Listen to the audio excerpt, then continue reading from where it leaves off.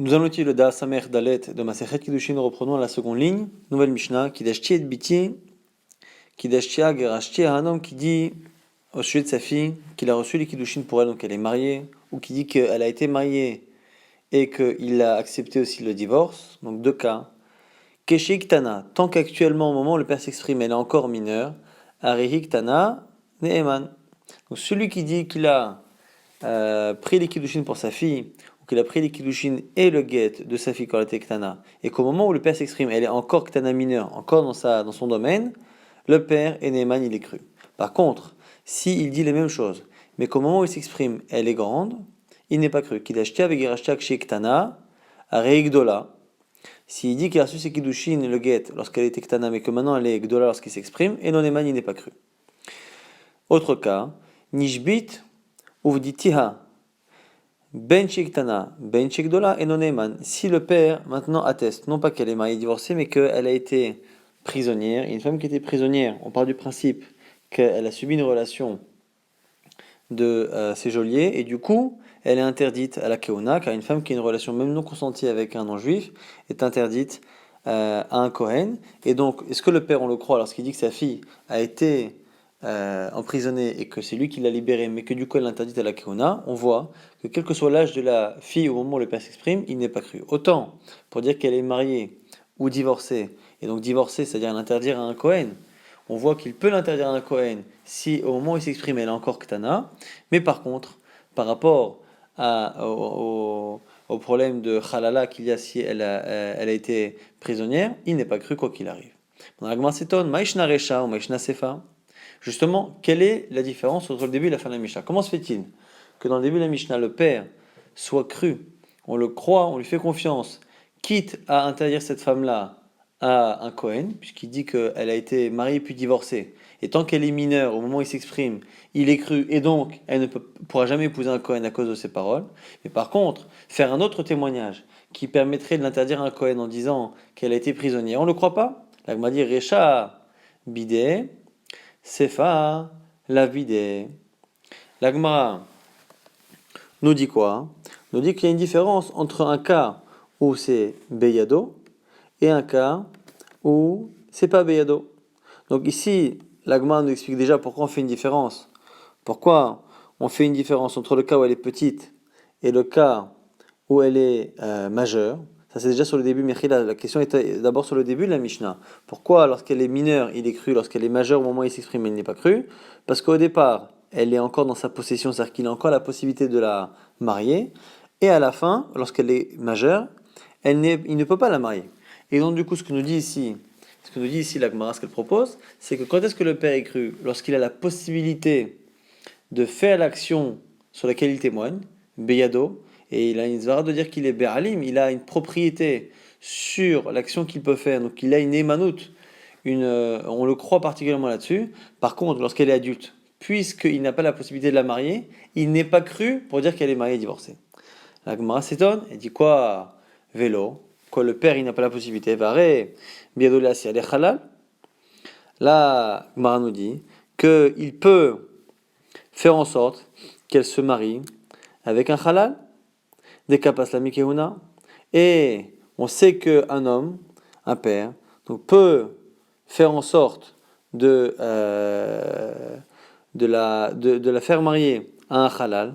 Alors si c'est ça, puisque le père, lorsqu'elle est mineure, peut la marier avec un homme qui est halal, à ce moment-là il peut l'interdire à la keuna, et comme il peut l'interdire à la keuna, on devrait du coup le croire lorsqu'il dit que sa fille, elle est interdite à la keuna. Il dit alors kashia.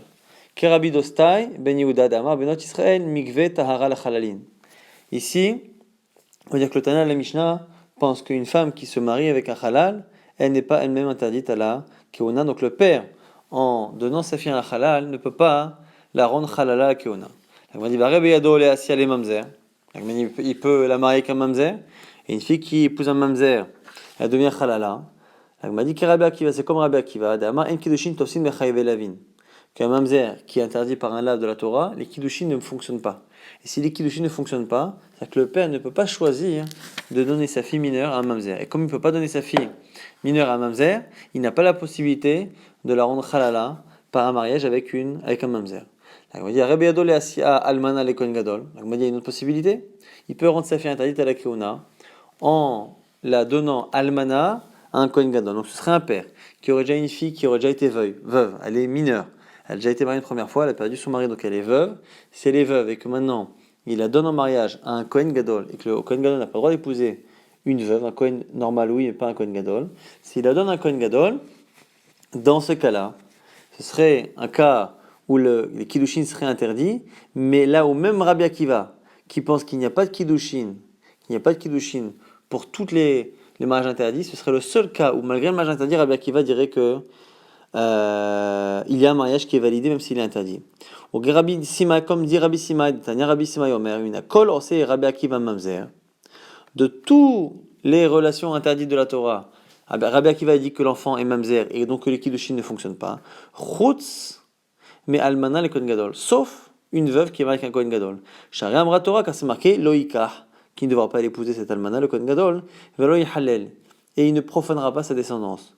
De là on voit que le fait de prendre cette femme-là ne fait que des chilulim. Chilulim, on sait, ça profane la descendance seulement, mais non, c'est mamzerim, et ça ne les rend pas mamzerim, sinon on n'aurait pas dit que les enfants sont profanés, on aurait dit à la limite qu'ils sont mamzerim. Le fait de dire qu'ils sont profanés, machma qu'ils ne sont que profanés, pas mamzerim, et donc on voit ici que pour l'instant la lecture de Rabbi Akiva, c'est que dans le cas du Kohen Gadol, avec une almana, les kiddushin sont ofsin. Si les kiddushin fonctionnent malgré qu'ils soient interdits, ça veut dire que le père peut la donner en mariage justement à un Kohen Gadol, et donc il peut la rendre halala, et donc comme il peut la rendre halala, interdite à la keuna, il devrait être neeman, il devrait être cru pour tout ce qui est témoignage, qui la rend justement interdite à la keuna.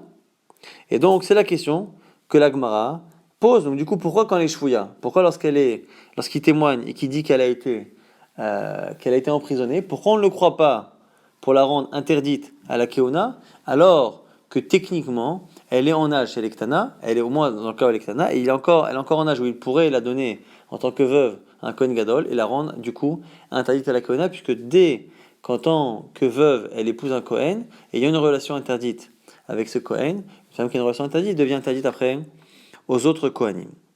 Donc la Gemara nous dit qu'est Rabbi Yeshvav, parce que Rabbi Akiva il y a deux lectures. Ce serait du coup la lecture de Rabbi Akiva sur Rabbi Yeshvav. Dama, Bo'u, Venitzvach ala Akiva ben Yosef. Venez vous opposer à Rabbi Akiva ben Yosef. Shaya Omer qui disait Kol she'eno bia be'Israël avle mamzer. Et ici Rabbi Yeshvav a l'air de dire que selon Rabbi Akiva, toute relation interdite fait un mamzer. Et donc toute relation interdite empêche de faire des kiddushin. Et du coup, ce serait une autre lecture de Rabbi Akiva qui lui dirait que toutes les relations interdites font des mamzerim et empêchent de faire des kiddushin. Du coup, le père n'aurait dans aucun cas la possibilité de donner sa fille en mariage à quelqu'un qui lui interdit et qui donc du coup la rendrait halala. Pourquoi ? Parce qu'à partir du moment où on pense que Rabbi Akiva, ici comme Rabbi Yeshvav, pense que dès que la relation est interdite, il n'y a pas de mariage. Si la relation est interdite, il n'y a pas de mariage, le père ne pourra jamais donner sa fille à un homme interdit, donc la rendre zona bachalala. Là, on va dire, les Rabbi Yeshvav, ça va selon Rabbi Yeshvav. Les Ta'amé des Nafshe. Donc, si c'était pour expliquer ce qu'il disait, Shapir, et là, il a pouqué, mita'amé des Rabbi Sima et Ka'ate.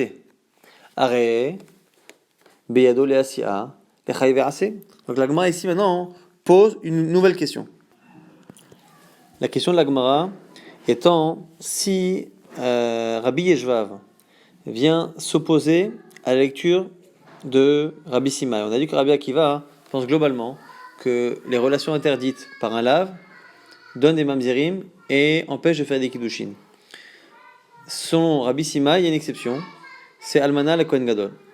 Maintenant Rabbi Yeshvav vient dire que non. Il vient dire que dans tous les cas, ça fait des mamzerim mais qu'il n'y a pas de kiddushin.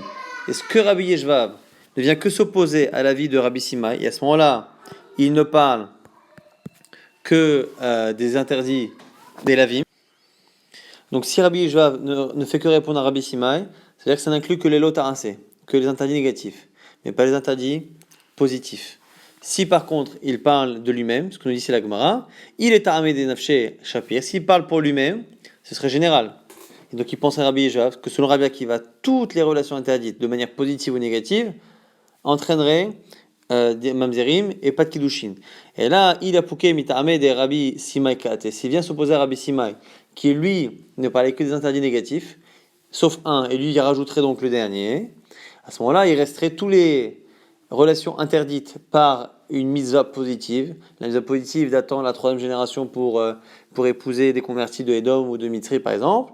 Si elle est chayav assez, il peut encore la donner en mariage, puisque les mariages seraient valides selon Rabbi Akiva, selon cette vision de Rabbi Yeshvav, seraient encore valides. Donc le père pourrait la donner à quelqu'un qui est interdit à elle, et à ce moment-là la rendre Zonava Chalala interdite à la Keuna. Et donc, puisqu'il peut rendre cette fille-là interdite à la Keuna, et qu'on est en train de dire que toute l'année Manout, toute la raison pour laquelle on croit le père parfois lorsqu'elle est petite ou grande, c'est en fonction de la capacité qu'il a à créer ce statut. S'il a la possibilité de le créer, il est cru pour dire qu'elle a ce statut.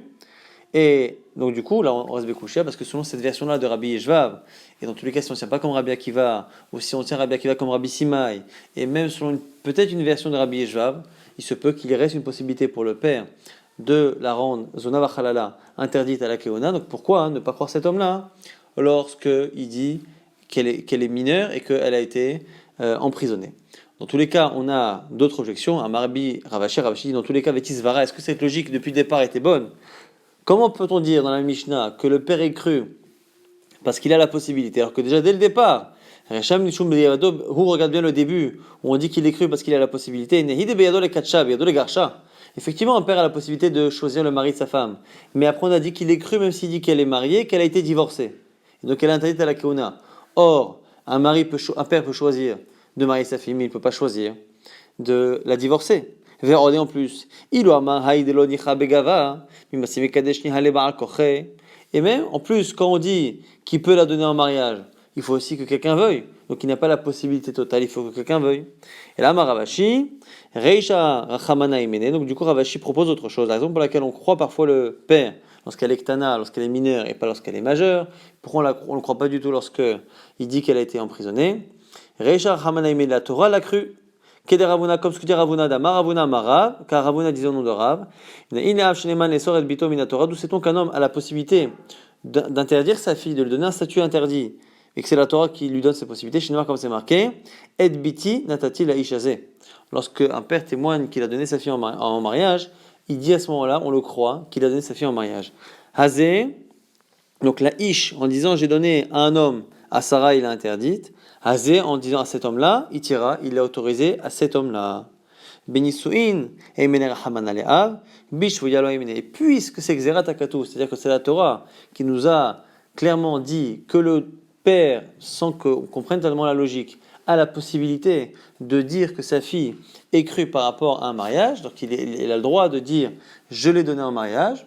Donc la Torah nous a dit de le croire là-dessus, mais par contre, la Torah n'a jamais dit qu'un père est cru pour dire que sa fille a subi telle et telle chose, a été emprisonnée ou ainsi de suite, et donc il n'a pas la possibilité de créer le statut de la fille, il a simplement une némanout, une possibilité de dire qu'elle a été mariée ou pas, et avec les conséquences que ça peut avoir. Noël Mishnah, Mishama Beshat Mitato, Yeshli Banim Ne'eman, celui qui dit au moment de sa mort qu'il a des fils. Et donc du coup, on pensait qu'il n'en avait pas, enfin en tout cas, jusqu'à présent on ne sait pas, mais à un moment donné, au moment de sa mort, avant de mourir, il dit qu'il a des enfants, et donc que sa femme n'aura pas besoin de faire yiboum, après sa mort, et d'épouser son frère. Yesh Leachim et Noéman, dans le cas où il n'y a pas d'enfant, et qu'on pense qu'il n'a pas de frère, donc il n'y a pas de misa de yiboum, on pense que cette femme-là va être libérée par la mort du mari. Et avant de mourir, il dit qu'il a des frères, ce qui veut dire que cette femme-là ne pourra pas se marier à l'extérieur tant qu'elle n'a pas rencontré un de ses frères qui lui fait khalitsa. Là, on nous dit que Enonéman, il n'est pas cru. Donc il a l'air d'être cru pour enlever la misa de Yiboum et la rendre autorisée, mais pas pour bloquer cette femme-là avec la misa de Yiboum. La Gemara propose Alman Eman Leatir et Eman Lesor. Ce qui ressort de cette Mishnah, c'est que par rapport au Yiboum, à la situation de Yiboum, le fait que la femme, tant qu'il n'y a pas d'enfant et qu'il y a des frères, elle est bloquée, elle ne peut pas se marier à l'extérieur. On a l'impression que le mari est cru pour l'autoriser à se marier à l'extérieur, mais pas pour l'interdire de se marier à l'extérieur en disant qu'il y a Yiboum. Notre Mishnah a l'air d'être contre Rabbi Nathan. Pourquoi? Détania, c'est une braïta qui dit Beshat Kiddushin Ama Yeshlo Banim. Si au moment de se marier, un homme dit qu'il a des enfants, et avant de mourir, Beshat Mita Ama Enlo Banim, finalement, ce que j'avais dit à l'époque, c'est faux, je n'ai jamais eu d'enfant. Et donc, dans quelques instants à ma mort, tu seras obligé de faire Yiboum, donc tu ne pourras pas te marier à l'extérieur. Meshan Kedushinama Eno Achim, Meshan Mita'ama Yeshlo Achim. Si au début de son mariage, il a dit qu'il n'avait pas de frères, et donc il n'y aura jamais de misa de Yiboum. Et finalement, avant de mourir, il dit qu'il a oui des frères, donc il a misa de Yiboum. C'est un peu le même cas. Simplement, c'est plus avec des enfants qu'il annonce la misa de Yiboum, mais avec la présence éventuelle de frères. Ne'eman, Le'atir, Ve'en, Ne'eman, Le'esor. On nous dit ici qu'il est cru pour autoriser sa femme, et il n'est pas cru pour l'interdire. Donc c'est-à-dire qu'on le croit sur ses premières paroles, qu'il a dit au moment du mariage, il a dit qu'il n'y aurait pas d'hiboum parce qu'il a des enfants, ou qu'il n'y a pas d'hiboum parce qu'il n'a pas de frères, même s'il n'a pas d'enfants. Mais ces dernières paroles, qui finalement disent que cette femme-là est interdite à tout le monde parce qu'elle doit faire hiboum, et ces paroles-là ne sont pas crues, dit vrai Rabbi, c'est les paroles de Rabbi. Rabbi Nathan Omer, Afneman, le Essor. Nous dit Rabbi Nathan, pas du tout, on le croit même pour interdire, et du coup, puisqu'à la fin il a dit qu'il n'avait pas de frères et qu'il n'avait pas d'enfants, on le croit, et cette femme-là est interdite. Et du coup, on a l'impression que dans cette Mishnah-là, Rabbi Nathan, cette braïta pense que Rabbi Nathan dit qu'il peut interdire cette femme-là. Or, dans notre Mishnah, il ressort qu'il peut l'autoriser et pas l'interdire. Amar Rava Rava nous dit, Shane Atam, Kevan de Bishat Mita Kahadarbe et Imakushta Kaama. Là, on m'a dit non, c'est peut-être pas lié à la Machloket. Peut-être que même Rabbi Nathan sera d'accord chez nous et que là-bas c'est spécial. Là-bas, c'est spécial. Même le Tana chez nous, qui pense que de manière générale, un homme qui dit comme ça avant de mourir, il n'a jamais rien dit avant. Avant de mourir, il interdit sa femme au hiboum. Peut-être que dans ce cas-là, effectivement, on ne le croit pas. Mais quand est-ce qu'on le croit ? Lorsqu'il a dit quelque chose toute sa vie et qu'il revient sur sa parole avant sa mort, c'est la preuve que son changement de parole, justement, prouve qu'il dit la vérité. Et c'est peut-être pour ça que Rabbi Nathan là-bas pense qu'il est cru, mais ce ne serait pas en contradiction avec notre Mishnah. La Gemara dit, Abaye dit, Velav dechol kol sheken hu. Mais c'est un kol sheken, c'est l'inverse. Pourquoi?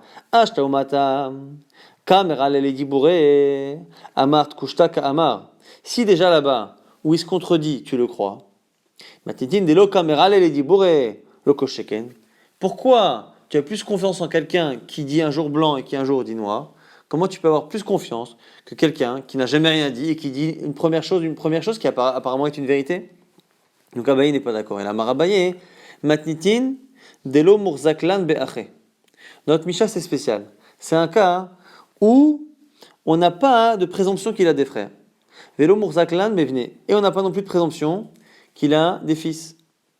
Et du coup, Damrinan, Keivan Delo Murzaklan Bivne, Velo Be'ache, Ama Ishli Banim Neman, Ishli Achim, Menon Neman, Lav Kolke Mine de Asala, Kule Alma. Puisqu'on n'a pas de présomption qu'il y a une situation de hiboum, on ne peut pas le croire et sur sa parole à 100% créer un interdit pour cette femme. La Braïta, où on voit que selon Rabbi Nathan, on le croit pour interdire cette femme-là, c'est différent. Des Murzaklan Be'ache, qu'on a une présomption qu'il a des frères, et Velo Murzaklan Bivne, et on n'a pas de présomption qu'il a des enfants. Donc on a à la base une présomption de situation de Yiboum. D'Amrinan, Mali le Shaker, Maïka Amar, Limiftara Miabam, Matsiamar, Patarnalan, Begita. Et du coup, dans ce cas-là, c'est la raison pour laquelle on le croit. On le croit parce que finalement, il n'a pas de raison de mentir. Il n'a pas de raison de mentir. Pourquoi ? Parce que en disant qu'il a des fils, déjà pour l'autoriser, lorsqu'il dit qu'il a des fils ou qu'il n'a pas de frères, il n'y a pas tellement de raison, puisque pour l'instant on a une présomption qu'il y a win misa de hiboum. Si finalement, à la fin, il nous dit il n'y a pas d'hiboum parce que j'ai des fils ou que je n'ai pas de frères, on n'a pas tellement de raison de ne pas le croire parce qu'il a un malil et shaker, c'est-à-dire qu'il a une possibilité de dire croyez-moi, lorsque je dis qu'il n'y a pas d'hiboum et qu'elle est libre parce que j'ai des frères ou je n'ai pas de frères ou que j'ai des fils, croyez-moi que c'est vrai. Pourquoi ? Parce que sinon, paternal avec Gita, je peux la dispenser de hiboum en lui donnant un guet avant de mourir. Donc du coup, il est cru. Et la raison pour laquelle il est cru pour interdire, c'est parce qu'il y a une présomption qu'il y a oui hiboum, parce qu'on a une présomption qu'il a des frères et qu'il n'a pas d'enfants. Et donc du coup, c'est pas lui qui crée le issour de A à Z. Dans notre Mishnah, on partait du principe qu'il n'en avait pas de hiboum. Là, il a créé l'interdit de A à Z et on ne le croit pas. Donc du coup, la Gemara dit Rabbi Savar, Mali le Shaker qui a Edim Damé, et à toi Edim ve'akri Chazaka. Alors c'est quoi la marloquette ? Rabbi pense que Mali le Shaker, la force qu'il a de dire Mali le Shaker, croyez-moi, sur qu'est-ce que j'ai finalement à mentir, qui a Edim Damé. C'est comme des témoins. Et comme c'est des témoins, ve'atu edim, ve'akre hazaka. Et les edim, ces témoins, la Somalie, les chacun le fait d'avoir la possibilité d'argumenter, de créer une situation. Puisque vous m'aurez cru, ou j'aurais pu avoir la situation autrement, croyez-moi, c'est comme des edim. Et donc, cet argument-là de Malil et Shaker, qui est comme des témoins, à ce moment-là, hein, elle a une force comme des témoins et elle peut enlever la chazaka. Nous, on avait une chazaka qui avait yiboum. Lui vient avec un argument qui est plus fort qu'une chazaka, qui est comme des témoins et qui fait finalement sauter cela et qui permet de dispenser. Rabbi Nathan, par contre, ça va, Malil et Shaker qui est chazaka damé. Que Malil et Shaker, le fait d'avoir la possibilité de dire autrement, c'est aussi fort qu'une chazaka. Et l'oate chazaka va akra chazaka les gamré, et la chazaka n'est pas plus forte que la chazaka. Et du coup, lorsqu'il dit que finalement, elle est dispensée de yiboum, à ce moment-là, on ne le croit pas pour l'autoriser, parce que finalement, il y avait une chazaka de base, la chazaka supérieure ultérieure n'est pas plus forte, et donc du coup, elle reste interdite. Maintenant, nouvelle Mishnah, Amkadesh et Bito Stam. Celui qui fait des kiddushin à une de ses filles qui ne précise pas, En abogrot bichlal. On n'inclut pas dedans ces filles qui sont majeures. Il a des filles majeures, des filles mineures. On n'inclut pas les filles majeures. On verra pourquoi. Maintenant, Misheshlosh tekite banot. Mishtenashim. Celui qui a eu 2 mariages. Et il a des filles de la première femme et de la seconde femme. Ve'amar, il a dit qu'il a acheté Edbiti Agdola. J'ai pris les kiddushin de ma grande fille. Eni odea imgdola shebagdolot, ogdola shebaktanot. Et il ne sait pas de quelle grande il parle. Est-ce que c'est la grande du premier mariage, la grande du second mariage, Oktana chez Bagdolot, ou peut-être la petite fille, la dernière du premier mariage, qui est plus grande que toutes les autres, du second mariage, chez Igdola, Mina Gdola chez Baktanot, qui est plus grande que la plus grande des petites du second mariage. Kulan Asorot, elles sont toutes interdites, Chutz, Miktana chez Baktanot. Sauf la Benjamine, la dernière du second mariage. Ça, c'est du Rabbi Meir. Maintenant, Rabbi Yossi Omer, pas du tout. Kulan mutarot, chutz min agdola chez bagdolot. Et Rabbi Yossi pense que pas du tout. Elles sont toutes autorisées, sauf la plus grande des grandes. Selon Rabbi Yossi, c'est clair que s'il a dit qu'il a monsieur dit kiddushin de la grande, c'est la grande des grandes, la plus grande. Autre cas similaire, qu'il a acheté du biti aktana, ce qui dit j'ai pris les kiddushin pour ma fille, la petite. Mais il ne sait pas laquelle. Mais nyode aktana chez baktanot. Oh, Ktana chez Bagdolot, Ogdola chez Baktanot, il ne sait pas si c'est la plus petite des petites, la plus petite des grandes, ou ainsi de suite. Et on nous dit quoi? Chez Ktana, Mi Naktana chez Baktanot, et du coup, il ne sait pas. Kulan Asurot, elles sont toutes interdites. Chutz min Agdola chez Bagdolot, sauf l'aîné du premier mariage. Il vrai Rabbi Meir, c'est Rabbi Meir, on craint toutes les autres. Rabbi Yossi Omer, Kulan Mutarot, Chutz min Naktana chez Baktanot, et l'inverse, on nous dit Rabbi Yossi, qu'au contraire, il n'y a que, elles sont toutes autorisées, sauf la dernière, on sait que finalement les kiddushin sont pour la toute petite du dernier mariage. Maintenant, sur le premier cas de la Mishnah, on a dit que celui qui fait des kiddushin stam sans rien dire, on ne compte pas les grandes. La on dit hak tanot bichlal, donc on compte pas les grandes, mais on compte les petites. La on dit shmat mina, kiddushin shen mesurin lebi avec kiddushin. On a l'impression ici qu'on peut faire des kiddushin sans que les kiddushin puissent aboutir sur une bia.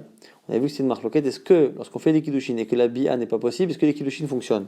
Or là, ici, s'il a fait des kiddushin à ses filles mineures, mais qui ne sait pas laquelle, et depuis le départ, le mari ne pourra pas avoir une relation avec sa femme, puisqu'il ne sait pas c'est laquelle. S'il ne sait pas c'est laquelle, il ne peut pas avoir de relation. Et donc, selon ceux qui pensent qu'on ne peut pas faire des kiddushin sans que la bia soit possible, ça ne devrait pas marcher. La Gemara répond à Chabima Askinan, qui est chez Ensham et l'Agdola, Uktana. La Gemara dit qu'il faut parler que c'est une famille où il y a une mineure et une majeure. Donc quand on dit qu'il a fait les kiddushin de sa fille, sans préciser, c'est forcément la petite et pas la grande. La Gemara nous dit, mais pourtant dans la Mishnah, c'est marqué qu'on parle de filles adultes, on ne compte pas les adultes. Au pluriel, les adultes, on dirait qu'il y a plusieurs adultes et plusieurs mineurs. La Gemara nous dit, Maï bogrot, bogrot de alma. Lorsqu'on dit bogrot, c'est qu'on ne compte pas les grandes, c'est de manière générale. Mais ici, en l'occurrence, on ne compte pas la grande, il y a bien une grande et une petite. La Gemara dit ici, c'est sa pshita, bogrot ma'avitayu. La Gemara dit, mais attends, dans tout cas, c'est pas shoot. Pourquoi imaginer qu'il puisse parler de la grande alors qu'un père n'a pas la possibilité de prendre les kiddushin de la grande? La Gemara répond à Chaybema Askinan, des chavités shliach. La Gemara dit pourquoi on a ce doute-là? C'est parce qu'il se peut que la fille ait nommé le père shliach pour lui trouver un mari. Donc quand elle est mineure, c'est le père qui décide. Lorsqu'elle est majeure, la fille peut donner un mandat à son père. On a déjà vu toute cette partie de la Gemara il y a quelques semaines, et du coup, Mahodetema, qu'est-ce que tu aurais pu penser? Qui mekabel kidusha data dida, kamekabel, lorsqu'un homme a deux filles, une fille qui est mineure, donc il peut marier. Une fille majeure, qu'à l'origine il n'aurait pas pu marier, si ce n'est que la fille lui a donné le mandat pour la marier, et donc du coup il a deux filles qu'il peut marier. Une grâce à un mandat, l'autre parce qu'il est tuteur de cette fille tant qu'elle est mineure. Et du coup tu aurais pu te poser une question lorsqu'il a dit j'ai pris les kiddushin de ma fille, on ne sait pas si c'est la grande ou la petite, Kamash Malan, ça vient t'apprendre. De l'Oshavik Inish Mide de Hitlan Amine, il préfère faire les kiddushin, quelque chose qui lui donne un profit, les kiddushin de sa fille mineure, c'est lui qui encaisse l'argent. Et avec une Mide de Hitlan Amine, plutôt que de faire les kiddushin de la grande, qui ne lui rapporte pas d'argent, parce que l'argent revient à la fille. La Gemara dit, mais attends, lorsqu'une fille nomme son père pour les kiddushin, adulte, elle lui laisse l'argent. Mais il en reste des amrele kiddushelar. Est-ce qu'on ne parle pas aussi des cas les plus courants où la fille, lorsqu'elle nomme son père, alors qu'elle est majeure, elle lui laisse l'argent? Malgré tout cela, on nous apprend que même lorsque l'argent dans les deux cas arriverait au père, l'argent des kiddushin de la petite ou l'argent des kiddushin de la grande pour lequel il est mandaté, quoi qu'il arrive, il préfère faire les kiddushin de la petite qui sont une mitzvah pour lui, parce qu'il a une mitzvah de marier sa fille. Il a avid mitzvah de l'orami ale, et il laisse de côté donc la mitzvah qui n'est pas pour lui, pour faire la mitzvah qui est pour lui. Donc quand on sait qu'un homme a épousé après les kiddushin pour sa fille, soit la grande, soit la petite, la grande par mandat, la petite parce qu'il a une mitzvah de faire les kiddushin pour sa fille, on sait très bien que forcément il a choisi la petite parce que c'est sa mitzvah qui le concerne. Mi sheyeshlo shtekite banot, celui maintenant qui a deux groupes de filles, on a dit le premier mariage, second mariage, on a dit il a épousé la grande, on a une marloquette, est-ce qu'on a un doute sur toutes les filles sauf la plus petite? Ou est-ce que non, pas du tout, on est certain que c'est la grande? À chaque fois, Rabbi aussi pense que dans le cas de la plus grande ou de la plus petite, on sait très bien que c'est toujours la plus grande ou la plus petite. Au tricha, on avait besoin des deux cas. À la fois lorsqu'il a parlé de la grande et de la petite, pourquoi? Si j'avais dit le premier cas où il parlait de la grande, j'aurais dit que Be'ark Amar Rabbi Meir, de Kevan de Ikazutramine, les arcs de la Karela, parce que j'aurais pu penser qu'il n'y a que dans ce cas-là que Rabbi Meir dit qu'on craint tous les cas. Pourquoi? Parce que comme finalement chacune a une petite sœur, peut-être que toutes les filles peuvent s'appeler grande, la grande, parce qu'elles sont toutes grandes par rapport à une. Aval Beha, mais dans le cas de la fin où il a dit j'ai reçu les kiddushin pour la petite, et il m'a modélé les Rabbi Yossi, qui serait d'accord avec Rabbi Yossi, des Ktana, les Arktana des Koulou, que peut-être que l'expression petite, c'est toujours la plus petite, et qu'on ne dirait pas petite, même pour toutes les autres qui ont finalement une qui est plus grande qu'elle. C'est la possibilité, il est possible que finalement la discussion ne pose que sur un cas. Et l'inverse aussi. Ve'itmar beha, si on sait que le cas de la petite, j'aurais dit beha kama Rabbi Yossi, j'aurais dit qu'il n'y a peut-être que dans ce cas-là que Rabbi Yossi pense justement que c'est évident que l'Aktana c'est la plus petite. Aval be'ach, mais dans le cas où il dit la grande, et il va modéler Rabbi Meir, peut-être qu'il est d'accord avec Rabbi Meir qu'il y a discussion. On a besoin des deux cas parce que finalement c'est ambigu. Maintenant, au passage de la marloquette Rabbi Meir et Rabbi Yossi, ressort que selon Rabbi Meir, lorsqu'il a dit j'ai pris la kiddushin de la grande ou de la petite, on a un doute sur toutes les filles qui peuvent éventuellement s'appeler grande par rapport à une autre ou petite par rapport à une autre. Rabbi Yossi dit que non. Pourquoi? Par du principe que un homme ne rentre pas dans un cas de doute. Si il a accepté des kiddushin pour une fille qu'on appelle la grande, forcément, c'est qu'il a choisi à la base la fille qui est tellement grande qu'on ne peut pas avoir de doute. Les mémoires des Rabbi Meir Savar, de Machitinish Nafshel Esfeka, Rabbi Meir pense qu'un homme peut rentrer dans un cas de doute, et donc il a accepté ce qu'on lui a proposé d'épouser la grande, et il a accepté du coup que la situation soit ambiguë, c'est pour ça qu'à la fin il ne sait pas laquelle, alors que Rabbi aussi dirait, ça va qu'un homme ne rentre pas dans un safek.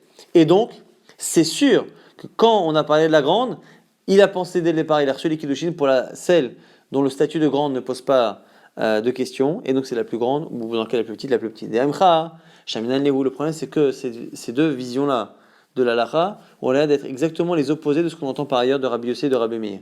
Ditna, c'est une Mishnah, Han-Noder Ada Pesach, celui qui fait un Neder, de s'interdire quelque chose, de profiter jusqu'à Pesach, un Soach Agia, c'est interdit jusqu'au début de la fête. Al-Chehiye Pesach, jusqu'à ce que Pesach passe, c'est un Soach Yetse.